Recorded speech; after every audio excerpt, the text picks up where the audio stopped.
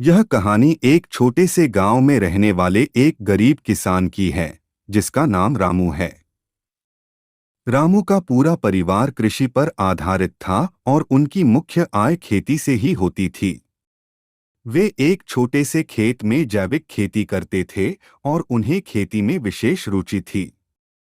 रामू की कहानी उस समय से शुरू होती है जब उनके पास बहुत ही कम सामग्री थी, लेकिन उनकी मेहनत और आत्मविश्वास की वजह से वे किसानी में सफलता पाने के लिए कठिनाइयों का सामना करते गए। वे सिर्फ जैविक खेती की तरफ ध्यान केंद्रित करते और खेत में उर्वरकों के बजाय उर्वरक की जगह खेत में खाद प्रदान करते थे। अपनी मेहनत और समर्पण से रामू की खेती धीरे धीरे फलने लगी। उनकी पैदावार बढ़ती गई और उनकी मुनाफा कमाने की क्षमता में भी वृद्धि हुई। वे अपनी उत्पादों को स्थानीय बाजार में बेचते और इससे उनकी आर्थिक स्थिति में सुधार होने लगा। रामू की सफलता उनके परिश्रम, संघर्ष और सहनशीलता की कहानी है। उन्होंने कभी हार नहीं मानी और हमेशा आगे बढ़ने का प्रयास किया।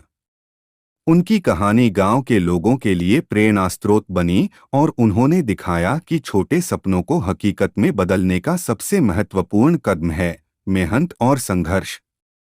इस कहानी से हमें यह सीखने को मिलता है कि सफलता पाने के लिए धैर्य और परिश्रम अत्यंत महत्वपूर्ण होते हैं, चाहे आप किसी भी क्षेत्र में हों। रामू की तरह हमें भी अपने लक्ष्यों के प्रति पक्षपात नहीं करना चाहिए और निरंतर प्रयास करते रहना चाहिए, चाहे समस्याएं कितनी भी कठिन क्यों ना हो। आपको यह कहानी कैसी लगी कमेंट में जरूर बताइएगा। दोस्तों, अगर आप इसी तरह की शिक्षाप्रद, मजेदार, रोचक और हास्यप्रद कहानियां सुनना चाहते हैं तो हमारे इस चैनल को सब्सक्राइब करें। धन्यवाद। मिलते हैं अगले वीडियो में, तब तक के लिए जय हिंद।